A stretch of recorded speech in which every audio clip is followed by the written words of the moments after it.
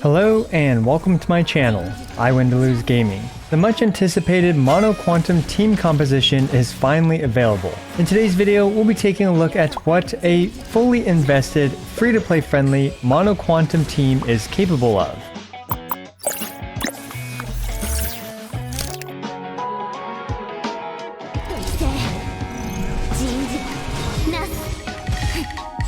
I was curious to see just how strong Mono Quantum is for a heavily committed free-to-play player. As such, I took this Mono Quantum team through almost every endgame scenario that we have right now. So right off the bat, if you are free-to-play, you're unlikely to already be where my Mono Quantum team is due to the likelihood that you've been investing across other characters besides just these 4 characters in today's Mono Quantum showcase. And on the flip turn, many of you will actually have stronger characters than I'm showcasing in this video due to signature light cones and perhaps better relic quality. However, as time goes on, pretty much everyone will be able to reach this team's level of power. Now, the main criteria for a Mono Quantum team is having Silverwolf, as well as 3 other Quantum characters. Now, you can mix and match the other 3 characters as needed, but for this video, I'm going to be sticking with Seele, Lynx, Fu Xuan, and Silverwolf. Next, let's take a look at all their builds. My Seele's stats are decent, but not exceptional.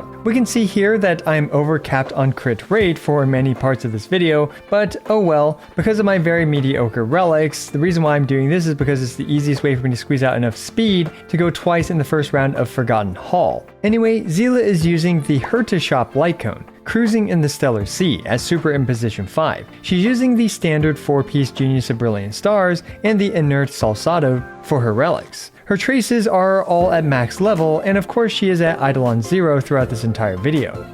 Silverwolf is arguably the most important member of this team, and I have her running way too much effect hit rate, which I just realized after doing so many runs with her. I should have substituted her effect hit rate body for something like crit or whatever, but oh well. She's using the event light cone before the tutorial mission starts. Her relics are a hodgepodge of non-useless 2-piece combinations, and her traces are well leveled with her ultimate and skill at level 10. She's of course at Eidolon 0 throughout this entire video. Up next we have Lynx. My Lynx is just a speedy healer build with the multiplication light cone. Her traces are well leveled and she is also at Eidolon 0 throughout this entire video.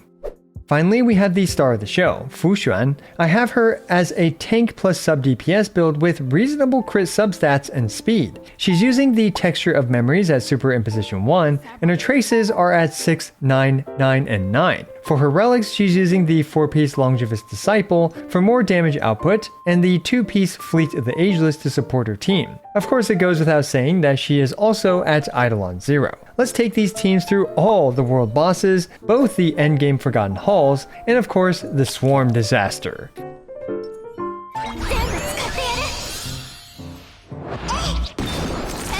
Starting off with the easy stuff, the world bosses. I was curious to see how stress-free this team could autoplay through all the world bosses. Granted, the Doomsday Beast's ball thing has some quantum resistance if I remember correctly, and it being a 3-target fight is actually not the best matchup for this Mono Quantum team. This is still a very easy fight. Now, this team definitely didn't have any trouble surviving, but it did take it some time for it to auto-battle this world boss. However, due to the Doomsday Beast's inability to live up to its name, you can just come back in about 3 minutes and 35 seconds and it will be taken care of by this Mono Quantum team. The next world boss is much more favorable for us, with Cocolia being quantum weak already, and with this team having multiple ways to resist crowd control. Granted, with these fully free-to-play accessible builds, and with the lack of a Harmony character, the damage output of this team is certainly not as impressive as a hyper carry Seele team archetype. However, this team still had no issue getting the job done, ending the run with a reasonable 85,000 damage nuke from Seele.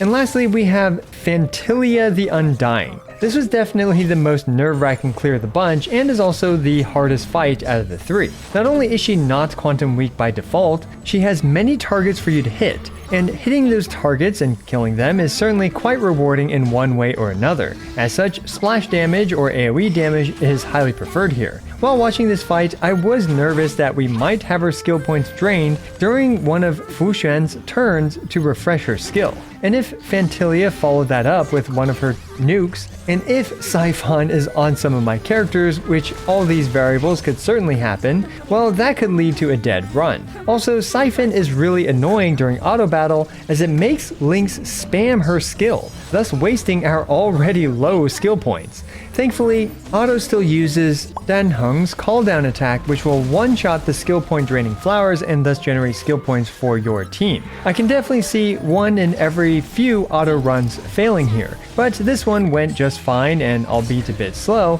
Mono Quantum was able to reasonably easily full auto this in 4 minutes and 19 seconds.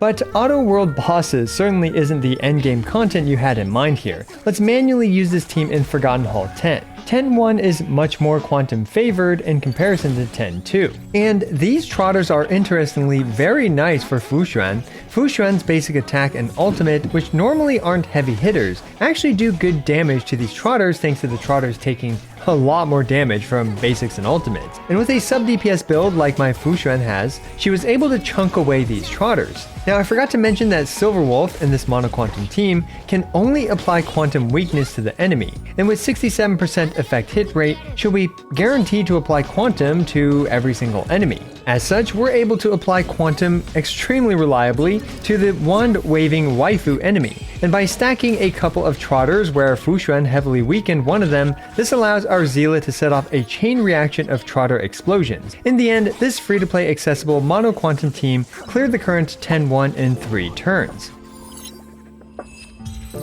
And next we have 10-2, which is much less quantum favored in comparison to 10-1. However, I thought it'd be interesting to see how this team does in such a scenario. The first wave has 2 very durable Void Rangers. These Void Rangers aren't great for the Seele team since she has to slowly chip away at each of them individually, and neither of them are quantum weak by default. Still, Fuxuan and Lynx are definitely overkill in terms of survivability so far, and this team, albeit a bit slowly, was able to make it to phase 2. As for our dear Yanqing, well, he actually resists entanglement, which is normally very useful for us to apply to the enemy. Anyway, this fight is significantly easier than it would be otherwise, thanks to the trotters providing this team significant AoE damage to break the swords. Honestly, an AoE quantum DPS character like an Eidolon 6, Qingque would be preferred. But alas, personally I think an Eidolon 0 Seele is actually more free-to-play accessible than an Eidolon 6 Qingque. Anyway, we were able to clear this in 6 turns.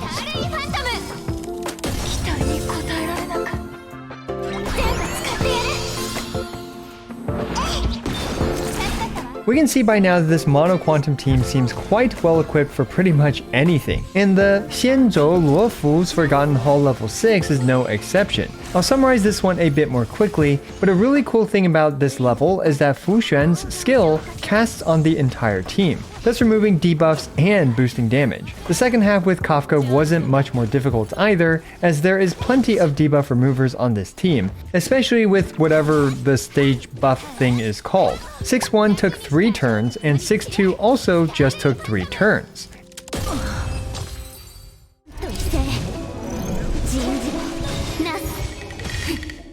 And finally, the last bit of endgame content we have is the Swarm Disaster. Swarm Disaster level 5 is completable with many different tricks and gimmicks, but I wanted to try to focus on this team's damage output and survivability. While it was certainly a slow and grueling process taking well over an hour, the durability that this team has in conjunction with a destruction path build with lots of preservation shields made it overall fairly easy to survive and slowly chip away at the enemies. And at the second boss, I got super lucky and got tons of Remembrance Blessings, which pretty much trivialized the final Swarm Disaster fight.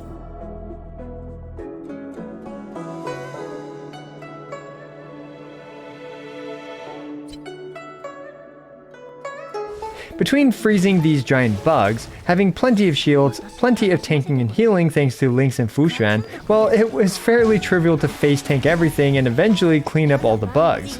I do think tons of damage output from this team ended up coming from the spores from the Path of Propagation, as well as the Remembrance buffs that I luckily picked up. But such as any Swarm Disaster run, if you're lucky, you're gonna have a much easier time with it. Rest assured though, that this Mono Quantum team is completely capable of handling even the Swarm Disaster at difficulty 5 with a bit of luck.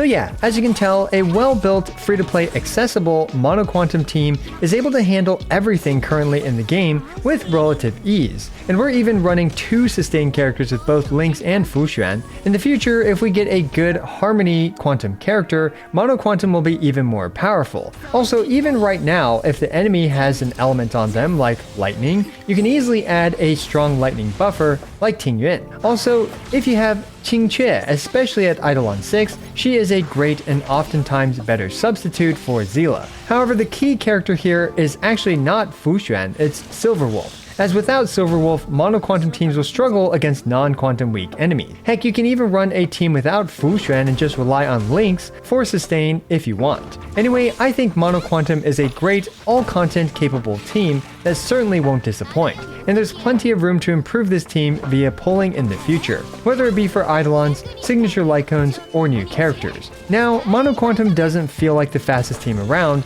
but it certainly is one of the most reliable and one of the most universal teams in the game. Let me know what you guys think down in the comments below. As always, I appreciate every single one of you. This is I Want to Lose, signing out.